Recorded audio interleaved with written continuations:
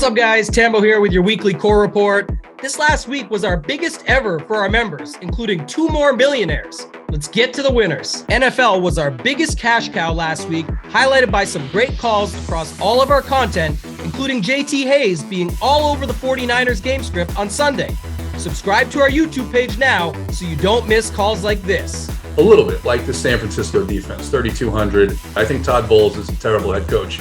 And I think they'll come in with a terrible game plan in this game. And I think they could get wiped. I think it means a lot of touches for Christian McCaffrey. So if you simply pivot from Henry to McCaffrey, that's a huge ownership discount. In addition, our cores and player pools were littered with the highest scoring players on the slate. Our members were in sync with our content and the leaderboards proved it. Peter Pan 14 kicked things off, hitting for $117K in NFL Showdown. J-Dub 115 hit for $7K. Sammy Davis Jr. hit for $10K.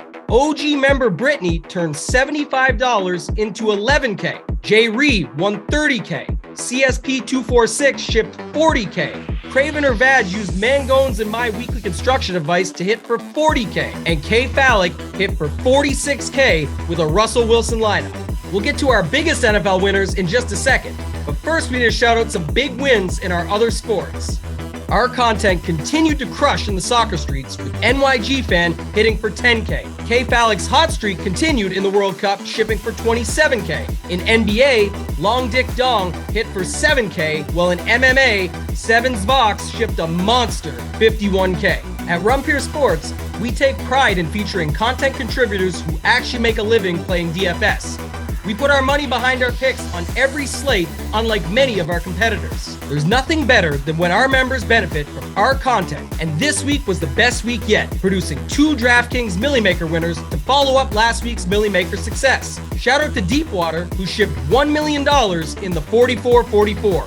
And huge shout out as well to Gordon Jonathan. He shipped the $20 Millionaire Maker with a monster score of 272 DK points, blowing away the competition. Congrats again to all our members. If you want to be featured in the core report, drop your winning lineup in the Members Never Win channel in our premium Discord. If you're not a member, join now. You won't find a better value with all sports included for one low price. And while you're watching, hit that like button now. Remember, if you're not winning with us, you're watching us win. Until next time, let's keep running pure.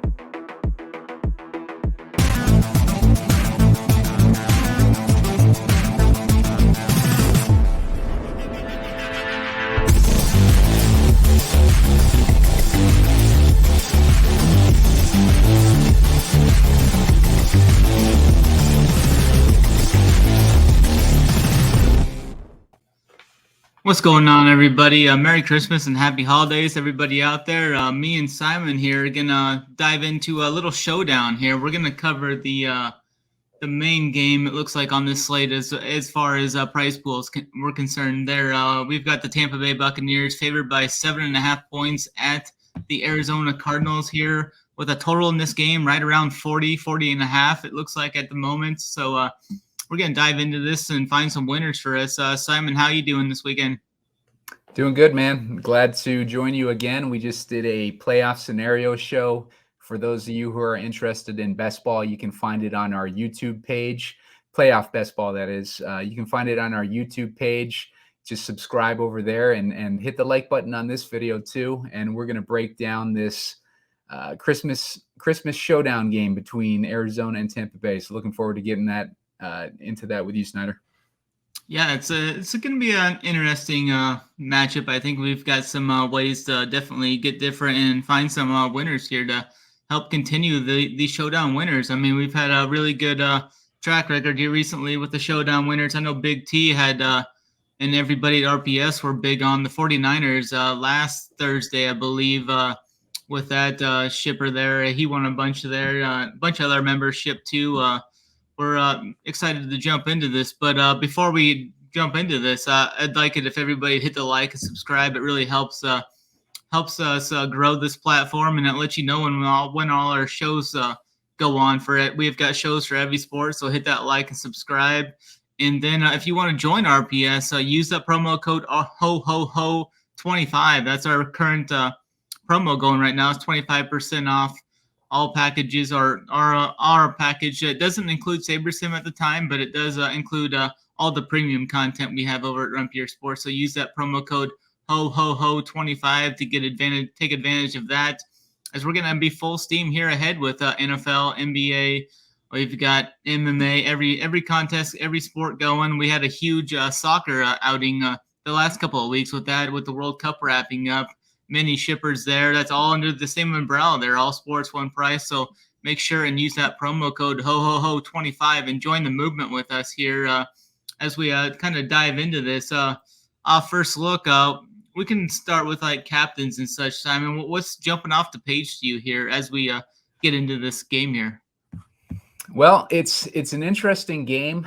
We just got news that Vita Veda is out for the Bucks on this game, so that's interesting for the run game on the Cardinals side, because we know that James Conner is the only one who's really running the ball. But if he's going to be chalky, I'm not sure if what his ownership's going to be in the captain, but that's a decision point that I'll probably be making closer to game time when we have a better idea of what ownership's going to look like. But I would imagine that Connor might be a little bit chalky. If he's not, I think he'd make a great guy to kind of go to for captain, just based on that news. They still got Akeem Hicks, who has helped their run defense be pretty dominant this season. But I think you kind of need both those dudes on the Tampa Bay side to kind of stop the run most effectively.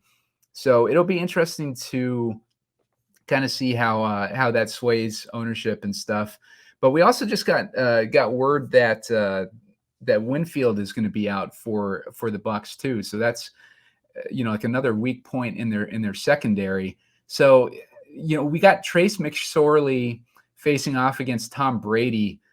McSorley is I think he's completing less than 50% of his passes. So it's kind of tricky to decide a destination you want to go to if you're going on the Cardinals side. But I think missing Vita Vea on the Bucs side makes it a little bit easier to lean towards the run side on the Cardinals. So yeah, I mean it's an interesting matchup. I do think that Godwin will pick up a lot of ownership on the Tampa Bay side for captain. I feel like Arizona is weaker against slot receivers. They've been pretty good at defending the deep pass this season, but they've been a little bit sloppy lately, allowing a ton of points. So we don't know if they're at the point right now. They're probably at the point where they're ready to give up. They're down to their third string quarterback, Trace McSorley, as we were saying, and they really have nothing really to play for except for Cliff Kingsbury's job. And I don't know how motivated the players are going to be to save Cliff Kingsbury at this point. So, yeah, I mean, there's a lot of receiving weapons on the Cardinals side too. I kind of like Marquise Brown as a potential captain. I think that, the weak spot on Tampa Bay's defense is to the slot receivers. So that's interesting too, as far as a captain perspective. But I think Godwin, maybe Marquise Brown, and maybe James Conner are the ones that are most interesting. And if you want to kind of go down a little bit, like there's tight ends on both sides that are going to be interesting this week. Yeah, for sure. I'm looking at some options here. I think Connor is interesting there from the Arizona side. I do like Hollywood Brown some. I think he's got the best matchup there. I like the price tag on him too at 6'8" as his standard price tag there in the flex. I think he's got the best matchup. He should be lining up in the slot. I think about half the time. I think he's going to play in the slot. So I think that's going to be some easy targets for Trace McSorley to complete there. Looking at other guys, I mean, you could play McBride if you want in the captain. I mean, I don't know if that might be a little too thin, but Tampa Bay, actually both of these teams have been very susceptible to tight ends. I know Tampa Bay's given up 12-plus points in 6 of their last 7 games, and then you look at the Arizona side, they've given up 10-plus points in all but 2 games this year against the tight end position. So, I mean, you could maybe roll out him there. You could, if you were looking to go cheap at a captain, you could go Kate Otten or Cameron Brate there too from the Tampa Bay side. I don't have any problems with that. I think Chris Godwin we'll see quite a bit of ownership in the captain spot. I mean, he's been the most productive pass catcher for these Buccaneers as of late, but I wouldn't rule out like a Mike Evans for like that large field for like the big $15 or wherever they have. Mike Evans hasn't done much, but he's had 19 targets in his last 2 games. The big game upside is definitely there. I think he's going to be probably 5% or less in the captain spot. So I think that's kind of an interesting way to get different. I'm going to try and target one of these Tampa Bay running backs too in this game. Most likely Rashard White. You get a $1,400 discount with him there, and I think he's a better player overall. He's better in both facets of the game, I think, actually, too. He can catch the ball in the backfield. He's explosive running. And Arizona's been giving up 30.2 DK points to running backs over the last 8 games as an average. So definitely interested in attacking these running backs versus Arizona side. So going to need to narrow down my captain pool by the time this game comes Saturday night. But, yeah, I like some options here. Any final thoughts to you on this captain spot here, Simon, before we jump in? Yeah, I'm with you on the Tampa Bay running game. I forgot to mention those guys. I do like Rashad White a little bit better than I like Leonard Fournette, just based on he's the rookie. He's got the momentum as far as, like playing time increasing and stuff. They've been a little bit more of a 50-50 backfield recently, but I do think that Tampa Bay's best interest would be to transition to White. I think Fournette had a costly fumble in the last game that they played too, or one of the last games that they played. So I think that I would not be surprised if, Rashad White gets the heavier workload, but this is a slate that you can play both those running backs together. I don't know if I would play them both if I have one of them in the captain, but yeah, I think this is one of those slates where you got a defensive minded coach on Tampa Bay's side. They're going to try to get out to a lead in the beginning, and they're going to just try to run the ball for the rest of the game, just like they did when they blew the game against Cincinnati. So yeah, I mean, I could totally see the running side of Tampa Bay kind of controlling this game, just based on, like Snyder mentioned, Arizona's giving up a lot of points to running backs. And then on top of that, they don't really have the offensive weapons necessarily to stay competitive if Tampa Bay takes a lead. You don't know how Trace McSorley is going to do, like if he's in a situation where he's forced to throw the entire game, which is probably the likely outcome here. So it'll be an interesting captain situation. I think ownership will dictate a lot of that. I like to go for guys who are less than 10% owned, and then try to build my game scripts around that. But we don't have any indication on what that ownership is right now. Yeah, for sure. Definitely. I think we've got a pretty good. We're still 2 days out on before this game, so some stuff could change. Always make sure to tune in to the Showdown playbook in the core plays we'll have up over on runpuresports.com. We'll have everything up. I think we're going to have a playbook and core plays for all 3 games on Sunday. And then if you're watching this before Saturday, we're going to have the 2 shows that we normally have on Sunday. They're going to be playing Saturday morning, as we're going to have that full 10-game slate on Saturday. We're currently recording this Friday afternoon. So if you get time to watch that, and we will have the Millie Roundtable show Friday night as well, if you want to tune into that. If you're usually watching that, we're bumping everything up a day as the slates kind of got pushed to Saturday, and we're going to have full 3-day content and showdown. So for the Sunday slates, so head on over, use that promo code HOHOHO25 to get 25% off your first month here at Run Pure Sports, and join the movement as we're heading into 2023 absolutely loaded, and we're going to crush this next year like we did this year. So head on over and join that, and we can kind of dive into some of these flex plays now. You just want to go like kind of position by position, hit these 2 quarterbacks first. What are you thinking with we've got Tom Brady here priced at 10.4. I mean, that's a big price tag for his upside. I think And then we got Trace McSorley, 8'8". That's an interesting price tag there. What are you seeing from this quarterback position then? Yeah, I mean, Tom Brady, he's been dusty all year, and he's been tough to pull the trigger on. But this is an interesting matchup. Quarterbacks have done well against the Cardinals. They've been actually putting up decent points against them, even if the wide receivers have not been doing so well. I think it's mainly because of the vulnerability that the Cardinals have to the tight end position.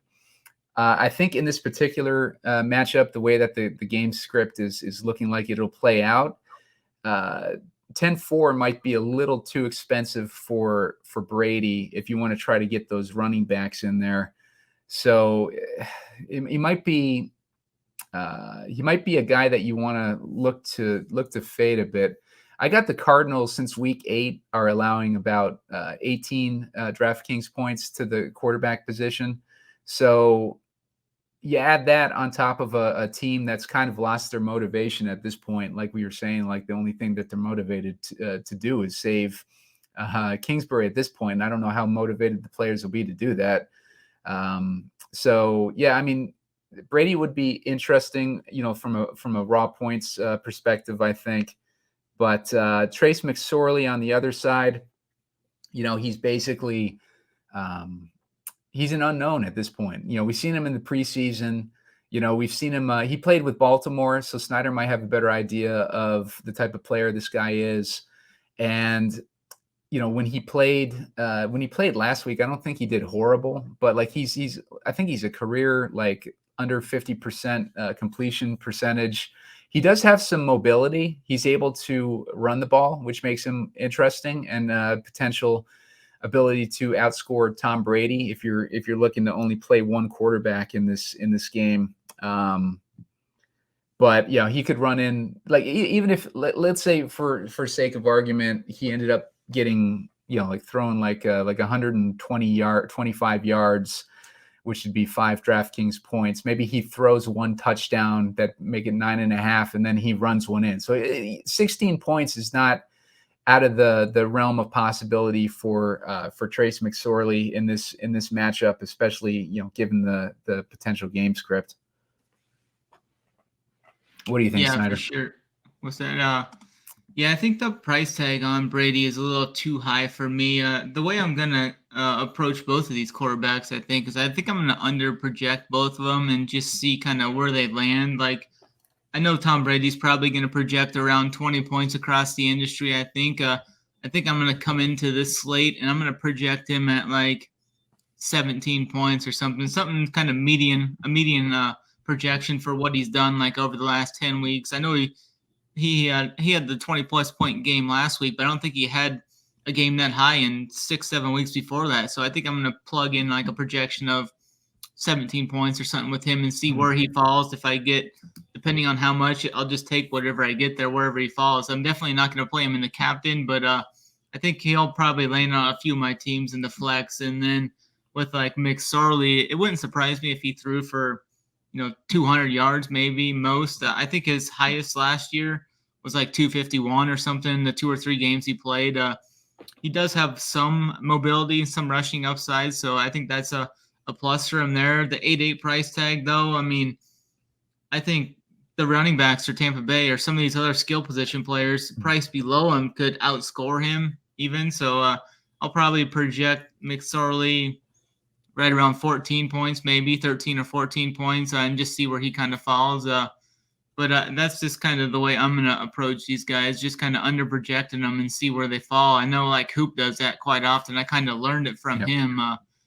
So I'm going to kind of take that approach. Any final thoughts you on this quarterback position, or you can just lead us into this running back position? We've got a couple good options here for Tampa Bay and Fournette and White, and then we've got James Conner there at 9.8. He's priced up pretty big over on the Arizona side. Yeah, I think as far as the quarterbacks, just to wrap it up, I think McSorley, he does have a good matchup because Tampa Bay has been allowing about 18 DraftKings points to quarterbacks this season. So, I mean, at least he's got the matchup there.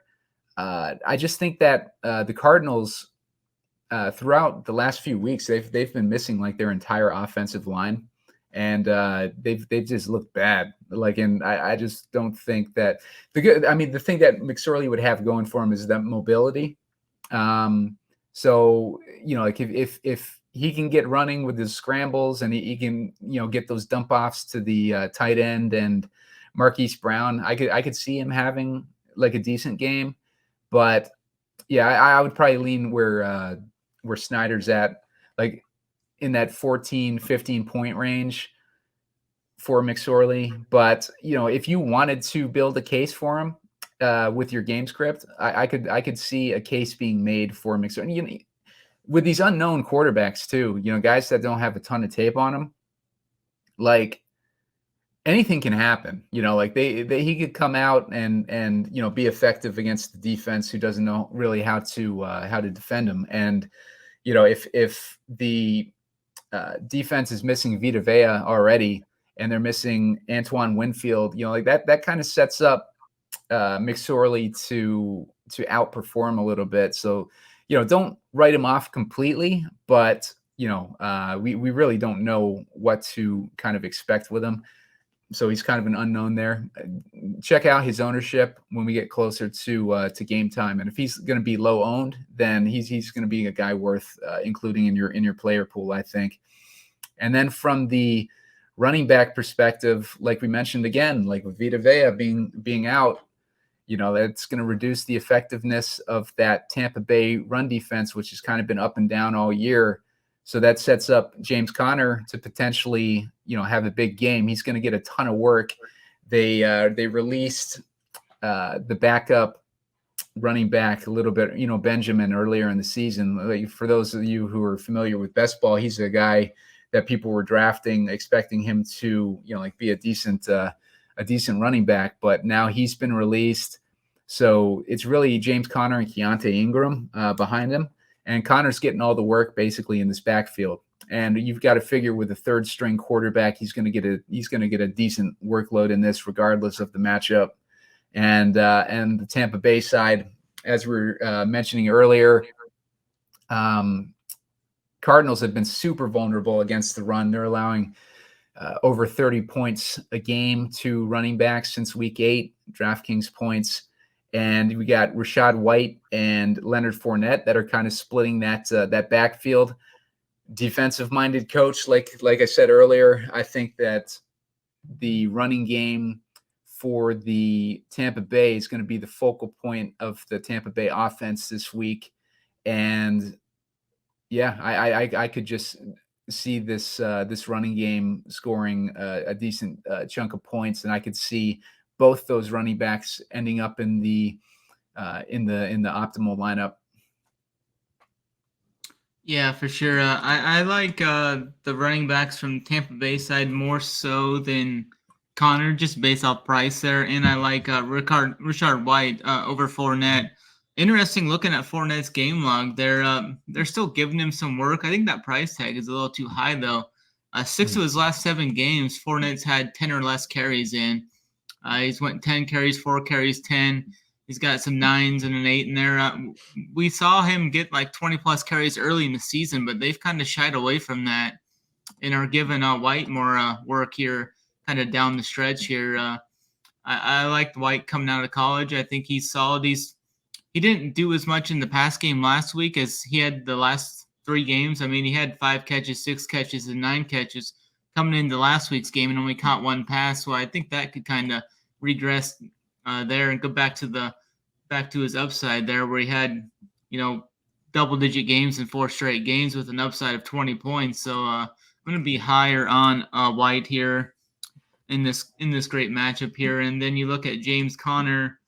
I think the Cardinals are going to try and put the ball more so through Conner here to kind of keep the ball in McSorley's hands. And if Tampa Bay was smart, they would know that and kind of stack the box here and try and force McSorley to beat him through the air, which he hasn't had much success of passing throughout his early NFL career. So I'm probably going to kind of under-project Conner a little bit. I'll probably project him right around 14, 15 points or something like that, maybe 13 or something. And I'm going to over project White more than I'm going to have White projected like 1 point higher than Fournette just to make sure I get more White than I get a Fournette there. But I definitely think this is a great spot for this Tampa Bay rush defense here with this great matchup. As you alluded earlier, the 30 points or more DraftKings points Arizona has given up in the last 8 weeks is definitely huge and something I think we need to put an emphasis on attacking in this game. So I'm going to be heavy on those Tampa Bay running backs here.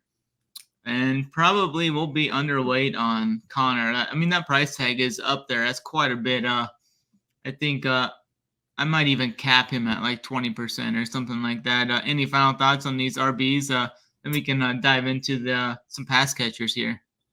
Yeah, I think with Fournette, he's been getting a decent amount of targets. He's been getting like last 3 games, he's gotten 7, 7, and 4 targets. Mm-hmm. So he's still being utilized in that passing game pretty heavily. But yeah, I'm with Rachaad White, like leaning that way if I was going to go with a running back and the captain, just because you got to figure if they're going to be in control of this game for most, if not all, this game, that they're probably more inclined to give Lenny a rest, just based on him being old.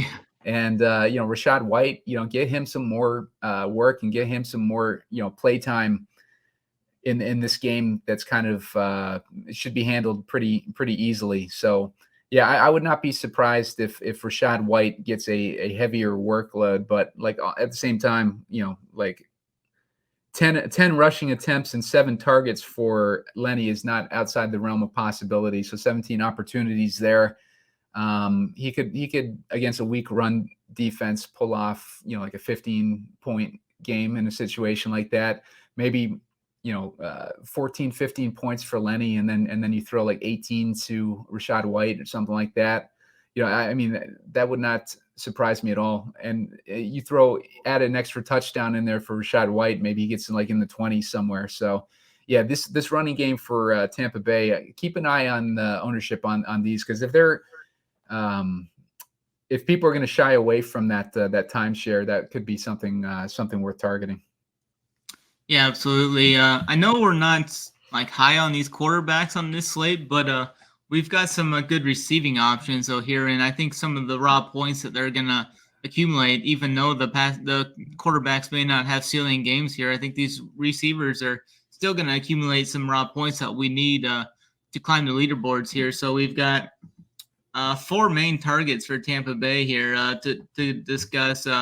Chris Godwin, Mike Edmonds, Russell Gage, and then Julio Jones. It looks like Julio Jones is questionable at the moment, I'm seeing. So something to note and keep forward there. We always know Julio's always battling these injuries, it seems, especially towards the end of the seasons and such. So that's something to keep an eye on. That could boost Russell Gage even higher if Julio is somehow deemed out for this game. So that's something to keep an eye on there. And then from the Arizona side, we mainly just have 2 options here, I think, in DeAndre Hopkins and Hollywood Brown. AJ Green and Robbie Anderson are on the team, but that's about it. That's about all I could say for them is they're on the team. I don't think I'll be going to them much this game, but I mean, Robbie Anderson maybe is a dart throw for a long touchdown. You got AJ Green only at $200 in this game, but yeah, he didn't catch a pass last week, and he caught 1 pass total, and he's got 3 catches total in the last 3 games, and he's only playing right around half the snaps. So I mean, for $200, though, I mean, if he somehow gets a goal line touchdown or something, that definitely would pay off your price tag there. So what are you looking at for these wide receivers? How are you looking to attack these pass catchers here? I kind of like Russell Gage regardless of Julio Jones, just because I think Russell Gage, he's healthier.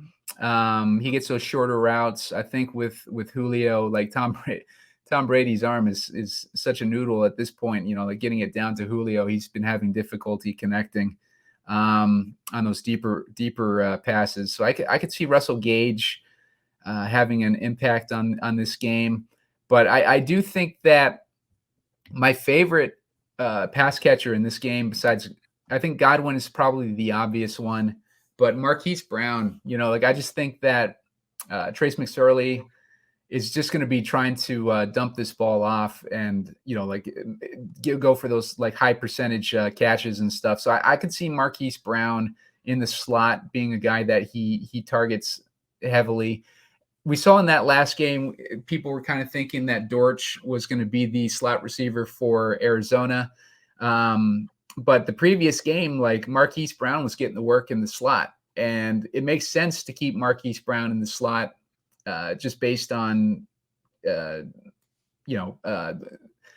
just based on how Arizona likes to run their offense. You know what I mean? Like, so I just think that Marquise Brown will continue to work more heavily in the slot. And Hopkins is more interesting. Like now that, like Winfield is out, the passing game in the Cardinals is more interesting in general, but I do think that Marquise has the best matchup with Tampa Bay giving up about 21 PPR points, DraftKings points to slot receivers versus about 13 to wideouts per game. So, I mean, that tells me that Brown probably has the better matchup in this one. And, he hasn't really done too much since he came back with injury. So I think he's going to go a little bit overlooked in this game, which is works to our advantage too if we wanted to pop him in that captain spot. And it works with our game script too, because if we think that Tampa Bay is going to take a lead and the Cardinals are going to be forced to throw the ball, I could see Marquise Brown being, like the guy who's getting, the most targets in this one. But yeah, I would probably rank him. My favorite is probably Godwin from a raw points perspective, and then Marquise Brown, who I like better in the captain. And then I would probably go more, like maybe it's a toss up between Evans and Hopkins for me.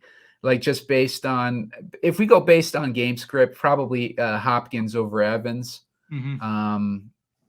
Although, you got to figure that Evans is going to connect with Brady at some point this season. They've had no chemistry all season after like a couple years where they were, where they're super efficient together. So if Evans is able to get out of that slump this week, fuck it. Like I go with Evans over Evans over Hopkins, just because I don't think that I don't trust McSorley, even though like Hopkins could be taking those shorter routes too, and they could give him a lot of high percentage routes too. So, I mean, that would be the only like thing that would lean me more towards Hopkins. But like Evans, you got to figure like he's gonna, like I said, like he's gonna break out of that slump.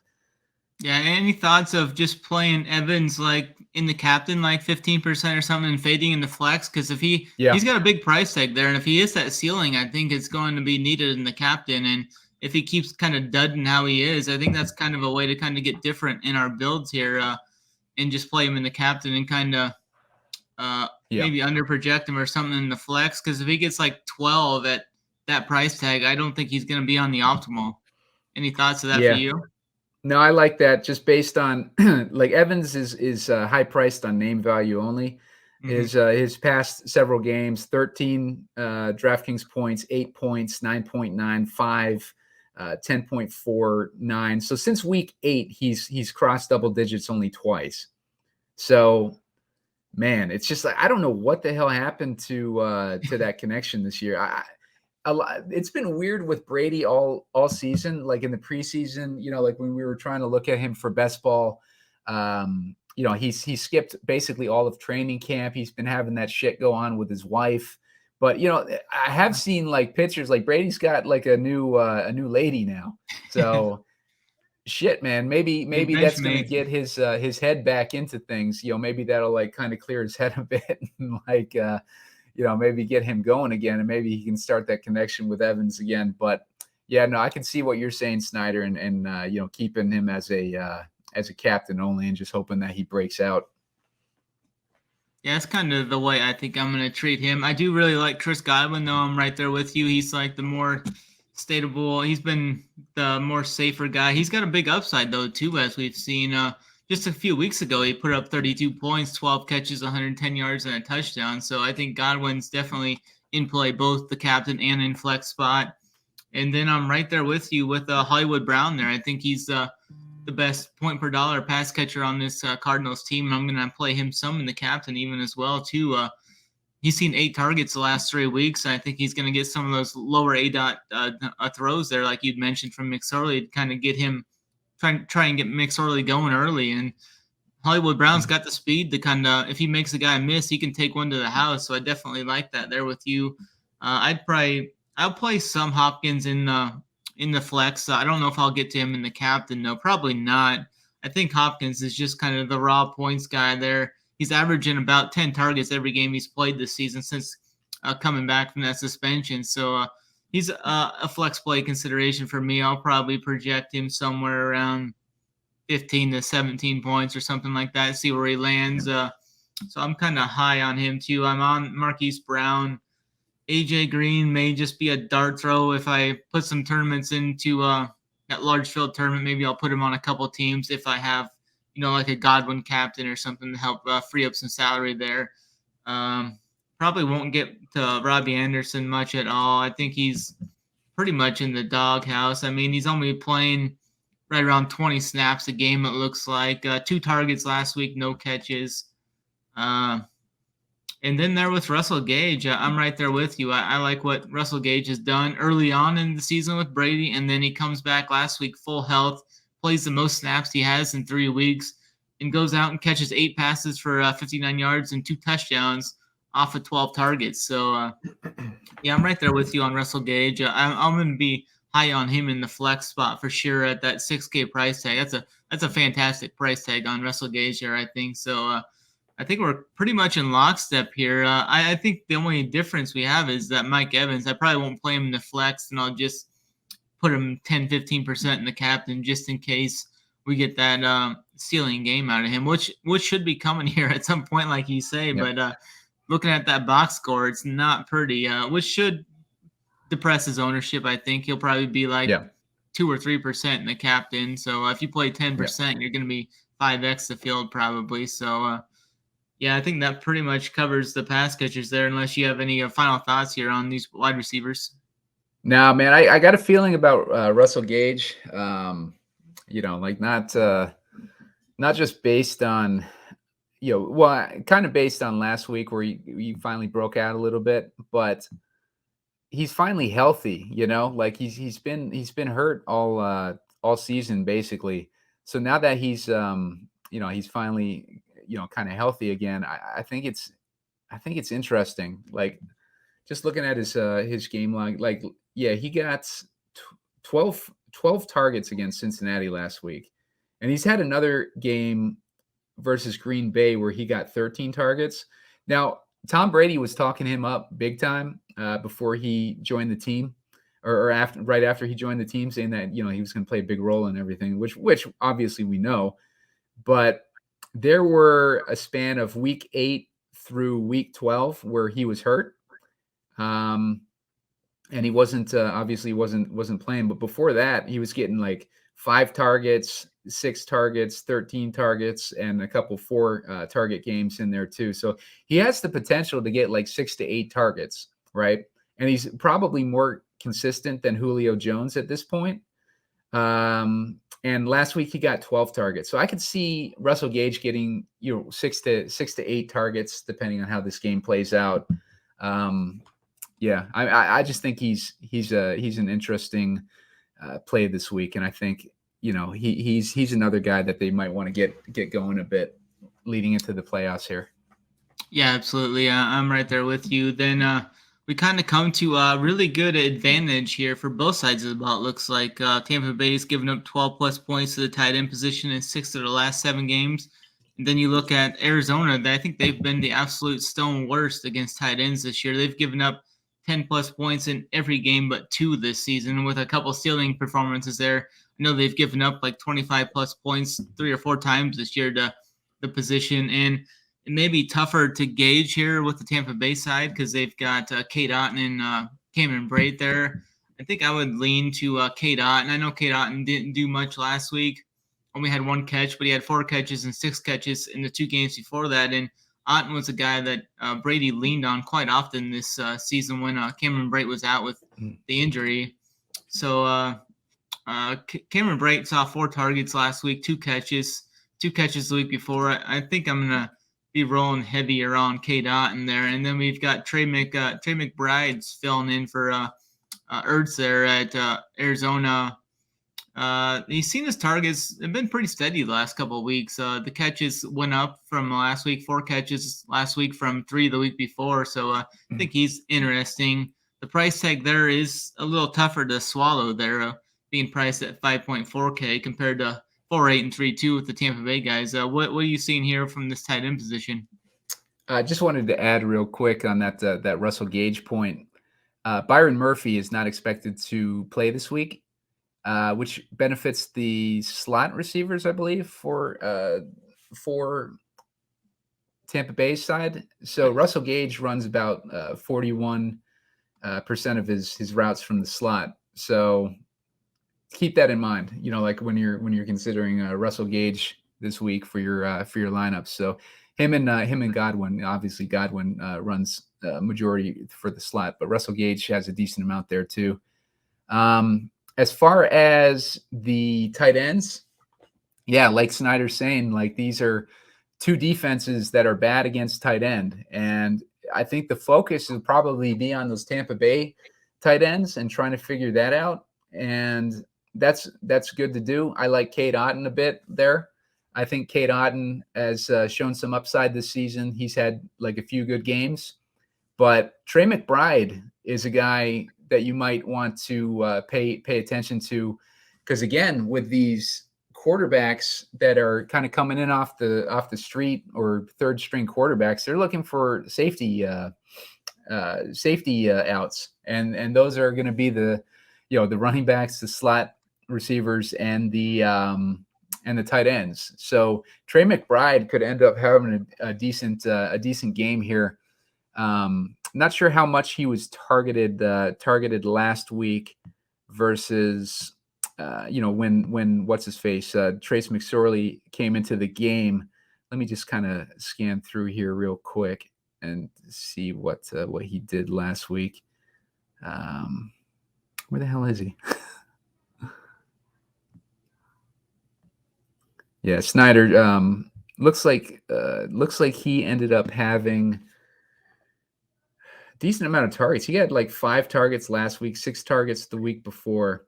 So he hasn't really broken out yet, but like this is a defense that you could potentially break out against. And like I said, like most of the attention will probably be on the Tampa Bay side.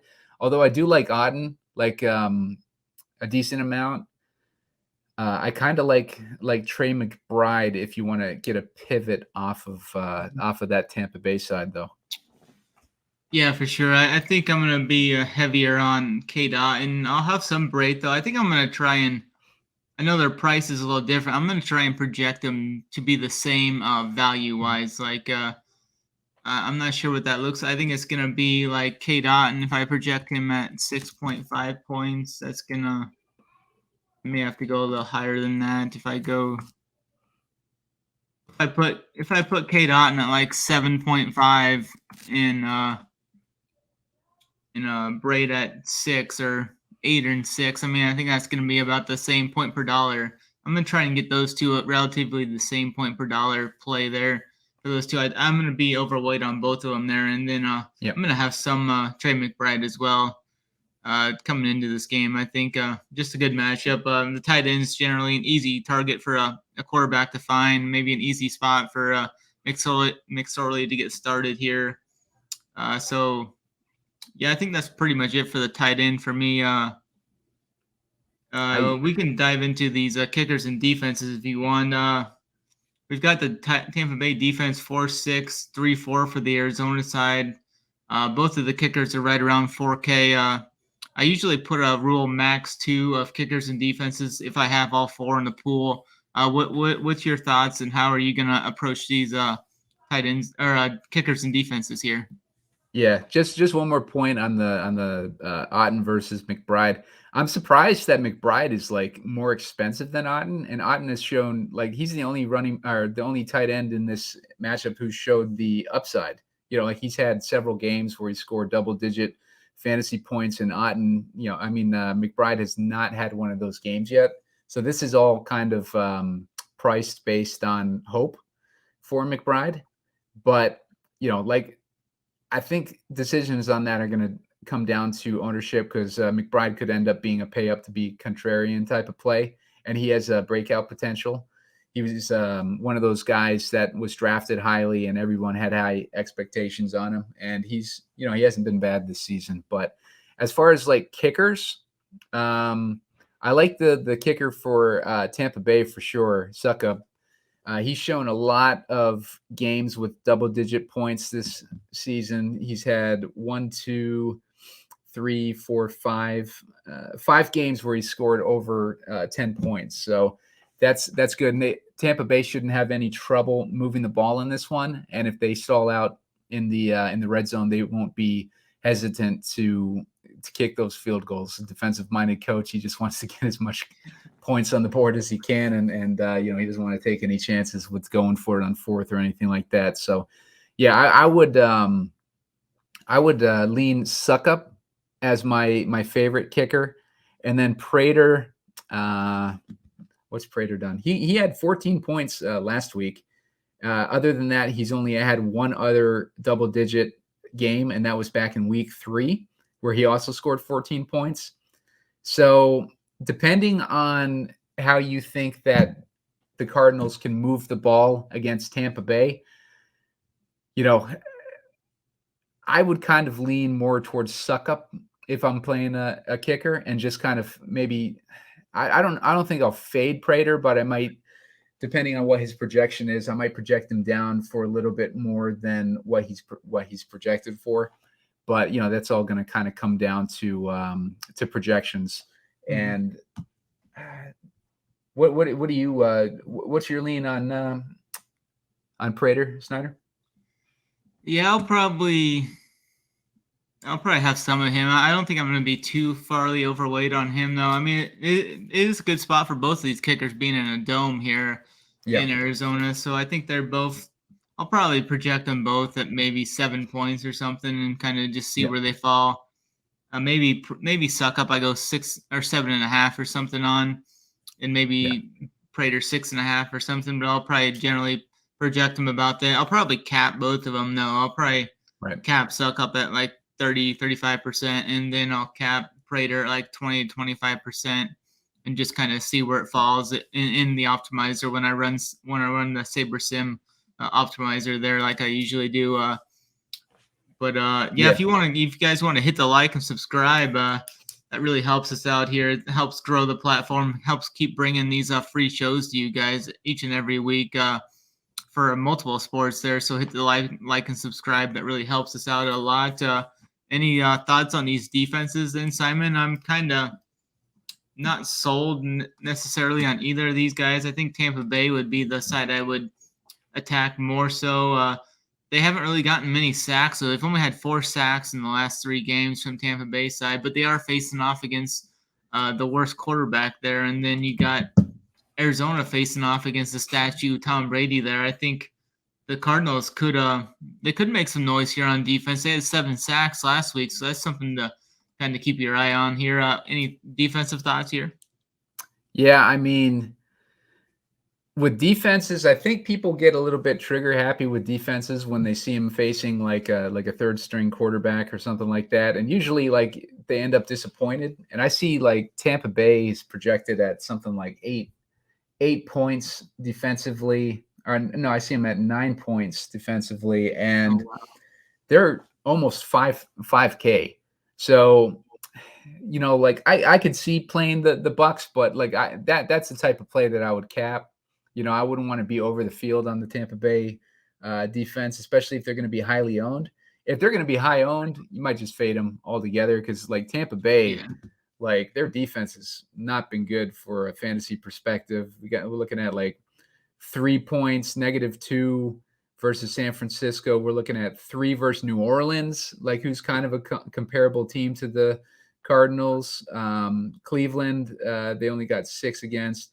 As far as comparable teams, Carolina, they scored like 1 point against, and that was back when Baker Mayfield, I believe, was the quarterback, or PJ Walker. So I mean, like they haven't been impressive this season. Like, and I don't think that they're going to be, impressive enough given the offensive weapons on the Cardinals side to warrant like being, like almost a 5K defense with a projection of 9 fantasy points. So I think I would probably lean more towards a fade on that defense.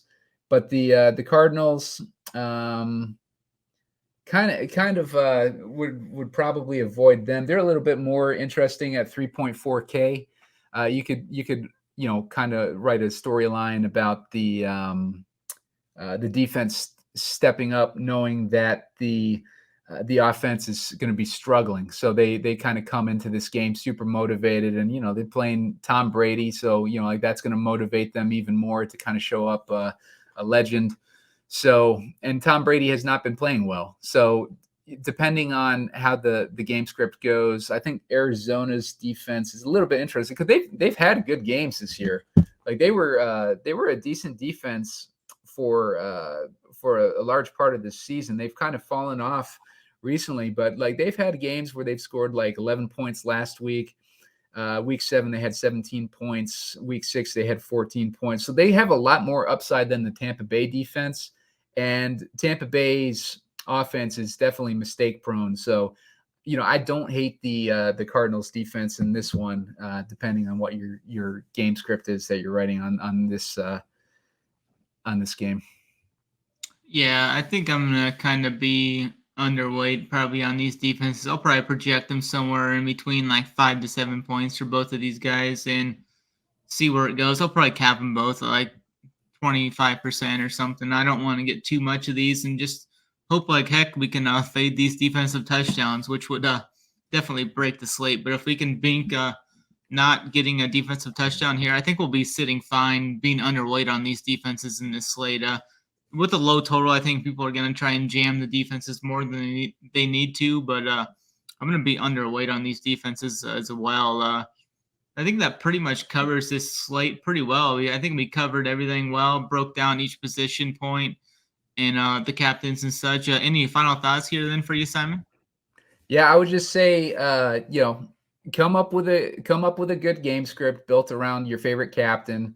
If you like Rachaad White, make sure you're building your game script around what would happen to put Rachaad White in a position where he's the highest scoring guy in the slate.